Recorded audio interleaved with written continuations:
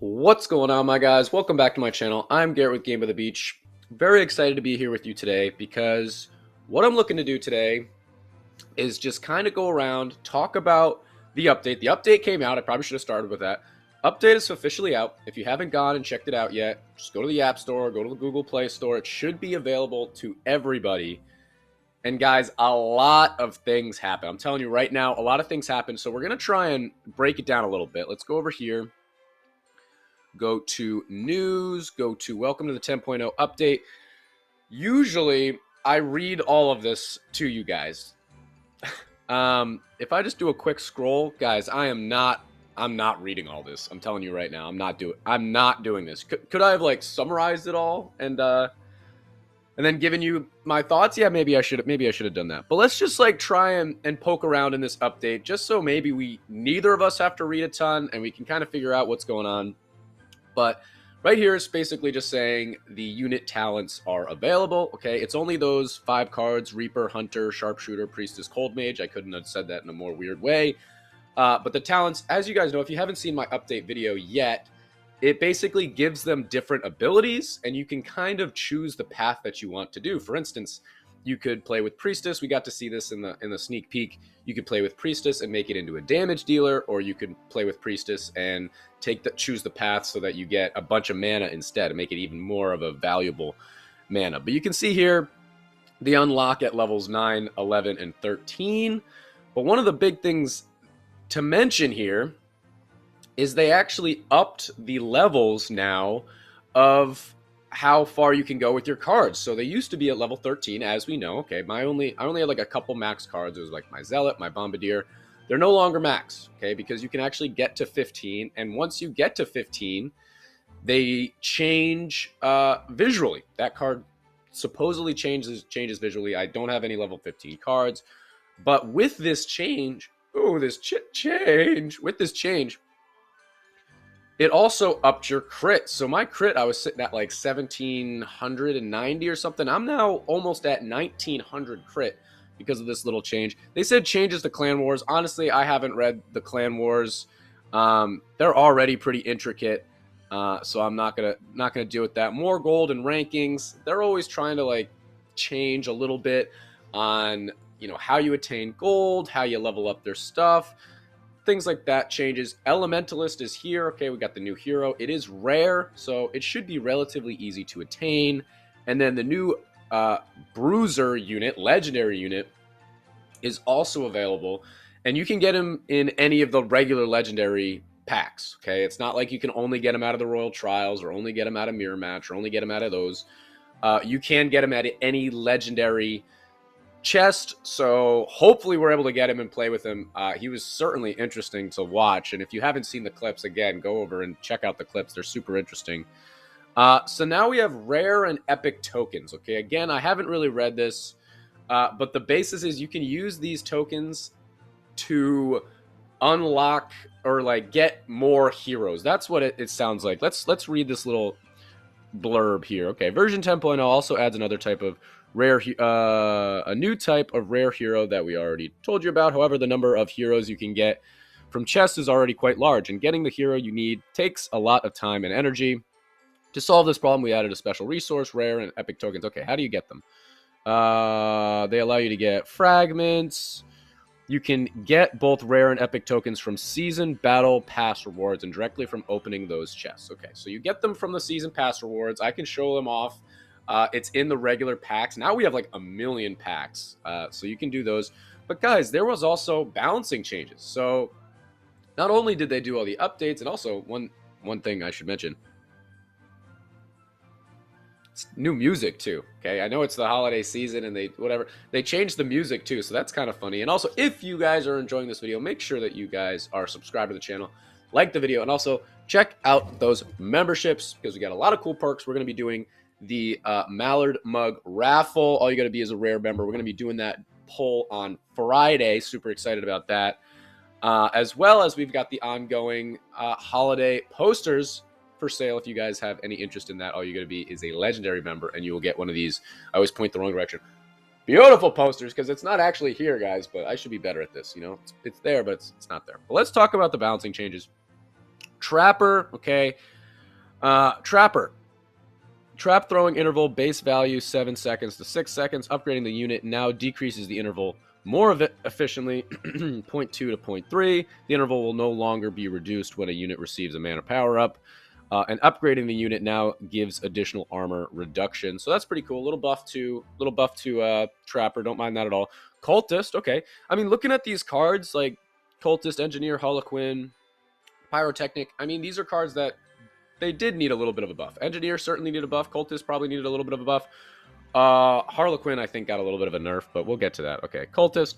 This unit requires complex formation, and it works pretty well in conjunction with Harlequin and Portal Keeper, but it's too vulnerable to Bedlam or the Tribunal. In order to compensate a bit of its weakness, we decided to increase the damage of the unit from 140 to 160. So that's pretty cool. Increase the damage of Cultist. Honestly, this is a balancing change right here that I feel like they need to do something more like this. They're always trying to change the interval and the splash radius and rework the mechanics, things like that. Like, if you asked anybody around 1500 crit to 2000 crit and up, what do you think's wrong with Cultist?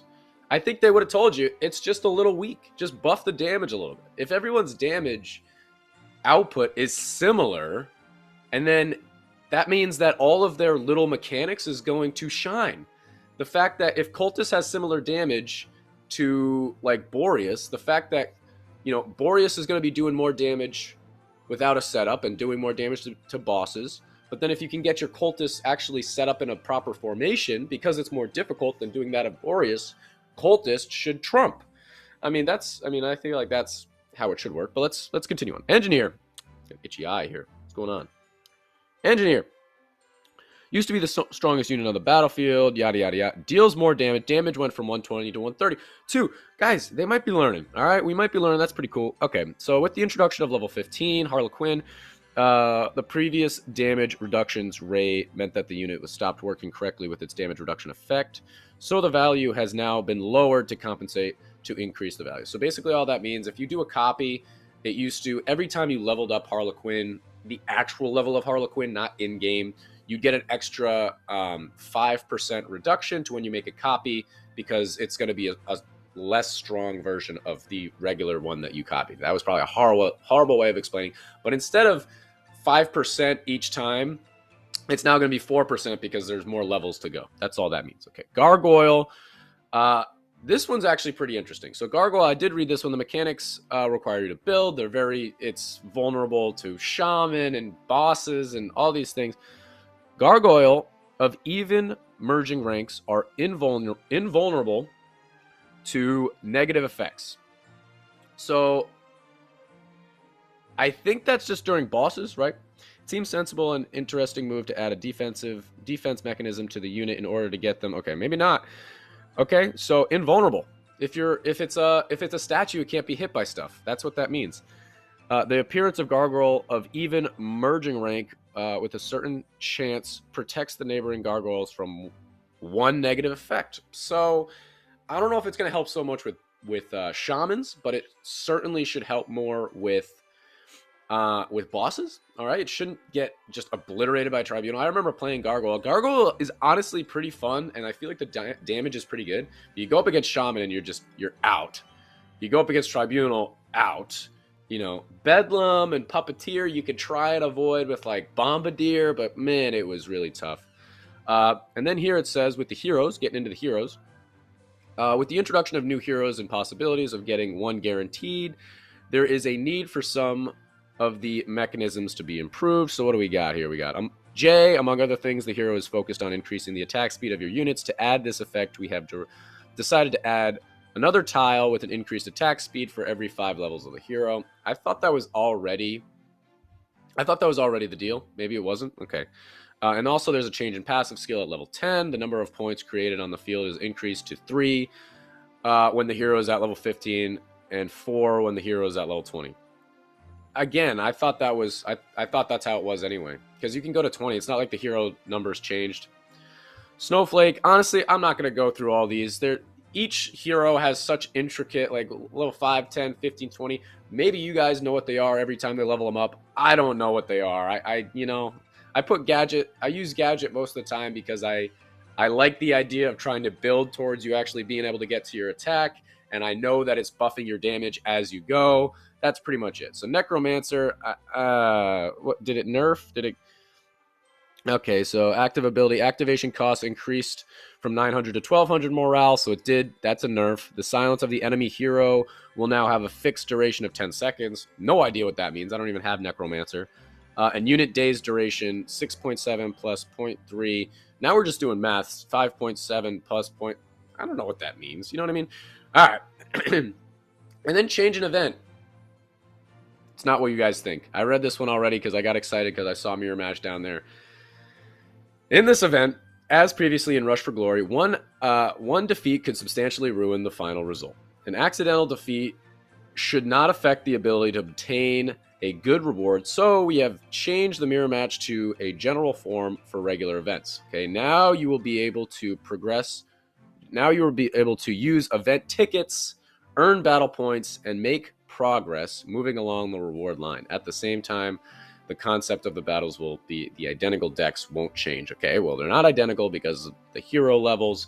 So again, this is kind of another thing here where, and I want to tread lightly, but Mirror Match event, if you ask anybody what's wrong with Mirror Match event, do you think they're going to say, oh, if I lose one, I'm out? No, I don't think I'm not worried about losing one and I'm out. You had 3 to play and then and after 3 you were out. I liked that mechanic, honestly. What would people say? Let me know. Let me know in the comments. What would you say was wrong with Mirror Match? If you listen to me at all, you'd probably say the hero levels, right? That's probably the only thing because it doesn't make it a Mirror Match. So, I mean, I think they missed the boat on that one, but it is what it is. And then daily promotion section. Okay, due to changes affecting heroes and defenders, we have increased the chance of a rare hero, and defenders spawning for gold in the daily shop. Oh, okay. The same time, specifically for the last slot, the chance of the appearance of an epic hero has decreased. Decreased? Man, I feel like there was no chance in getting an epic hero anyway. But it remains unchanged in the others. Okay, the same of getting a legendary card remains the same as before. Okay, so at least you can get more rare. I mean, maybe I can get my Trickster and my Trainer and Jay, and now, what the heck was it? Equalist or whatever it's called. I don't even remember what it's called. Where is it? Where's our boy? Where's our girl? Evangelist or something? Elementalist. There it is. Okay, yeah, that was good. You guys enjoy that? So that's what happened in the update. Pretty cool right there. The biggest thing that we want to talk about today, and I want to show off a little bit because I'm starting to understand it, was the talents. So if I go on over here, well, first off, you can see right here, level 13 upgrade. Okay, so I can upgrade. Wow, it's only 35,000 gold is like nothing. I'm actually really surprised. But you can see it's 13. I can upgrade him to 15 eventually. I'm probably going to hold off right now just until I understand a little bit more, because for me, it was already at max. I don't really, 35,000 gold doesn't sound like too much, but it's 35,000 gold that I didn't need to spend at all. I didn't even have the opportunity to spend for this exact thing until today. So I'm going to kind of leave that alone for now. But you can see it also had a talents section. So if I go to the Cold Mage talents, here they are. So these are all the talents, and you can see bottom left, I'm trying to click on it, but it's not showing anything. You need these faction tokens, or whatever they are, to get to all these, so all these different effects, okay, talents or whatever. So 9, 11, and 13, and then 15, I thought that was card level. It's clearly not, okay? It's not card level. I have a level 12 Cold Mage. 9 and 11 is obviously grayed out. So unlock this talent through the unit's ascension. So I need to get these bottom left tokens here with the faction symbol to actually ascend to get these different ones. But it's kind of interesting. And you can't even see, oh, you can actually see what they do. So let's just look at these guys real quick. So Deep Freeze, every 15 attacks, the Cold Mage freezes monsters for 4 seconds. This effect activates once. Okay, yeah, once every 15 attacks, I would hope, right? Okay. Slows the target We're over by Fierce Cold now. Slows the target by an additional 5% on the top of the max amount. All right, pretty cool. Heat Leak. When the Cold Mage merges a random unit on the opponent's field, freezes for 6 seconds. Cool. So that's like the Snowflake thing. That's really cool. Duration increases with the merge rank. Does not work for co-op and clan tournament. Oh, interesting. Okay. I get it why it wouldn't work for co-op, but clan tournament, I don't know why. Flash of Frost. When the Cold Mage merges three monsters on the path are slowed by the max amount. The number of monsters increases based on the Cold Mage. Okay. Blizzard has a 5% chance on attack to affect the target with a blizzard, slowing monsters in the area. And frozen targets with health below 30% take 20% more damage. Wow. And then frozen targets die if their health drops below 5%. So that's really cool. I mean, that's the first one I thought that was super interesting. But honestly, I'm really excited about these towns. We got to figure out how available they are. Oh, actually, this is a perfect example here. Let's go back to them. Look at top right. You can see how many faction tokens I have for this, okay? You see it top right? I don't have any. Okay, but let me show you guys this, okay? If we go back over here, we go to mail, and we go to important information right here. Important information after update 10.0 went live. Faction cores, that's what they're called. Faction cores, okay, have been added to the rating rewards in the arena since you have already collected some rewards and are unable to do so again. We decided to send them to you by mail. In the future, you'll receive cores as rating rewards and in monthly seasons. Sincerely yours, the Rush Royale team. So let's collect these guys right here. We got okay, we got a light core. I thought that they were going to be universal cores with those little pictures. They're not. So it's always going to be 100. Okay, 100, 100. There's a forest core. There's a magic core. There's another magic core. And how many did we need for like anything? 40. Is that 40? Are these all 40? It doesn't really tell you. But 40, it sounds like you got 100, so I got 200 total. So maybe they're going to be readily available. Let me know in the comments if you guys have already started doing your talents and started upgrading, and if you notice a big difference. I'm really interested. I'm going to definitely take the time to go through and look at everyone. You know, Reaper is something that is just a really cool conceptual card. So I don't even have any dark faction, but like if I could make Reaper overpowered, I feel like it could really do some damage and it would be really fun. But let's pop back over here. I just want to show you guys these chests. These are what they were talking about right here. So we've got the rare heroes chest. You see you can use 300, or you can use the tokens here and get some shards. Same thing with the gadget chest right here. Go over and collect those. But let's just pop in here real quick. I want to see if the cores are actually in here or if it was in the season pass. Because I'm obviously going to collect all these at some point. I don't even know when. Are there cores? Maybe the cores just pop up in the chest like normal. I'm not really sure. But guys, oh, knowledge base. Let's go. Let's make sure we go here. Okay, because got to go here because you get extra rewards. Make sure you guys do all this knowledge base stuff. Bruiser. I think that's everything. Well, guys, I hope that this helped break down the update a little bit. I know that a lot happened, and certainly in upcoming videos, I'll be talking about what my plan of attack is. Am I going to level up my heroes right back up to max, try to get them to 15 as soon as possible? Am I going to try and spread out my talents to try and, you know, level up my Cold Mage once and level up my Reaper once and level up my Hunter once? Am I going to try and focus on one unit and whatever? I don't know these answers yet, but definitely stay tuned because I'll try and figure it out the best of my ability and tell you guys what the best plan of attack is going to be. But that's going to be the end of this YouTube video, guys. If you enjoyed, make sure to like, comment, and subscribe, and I'll check you guys out in tomorrow's video.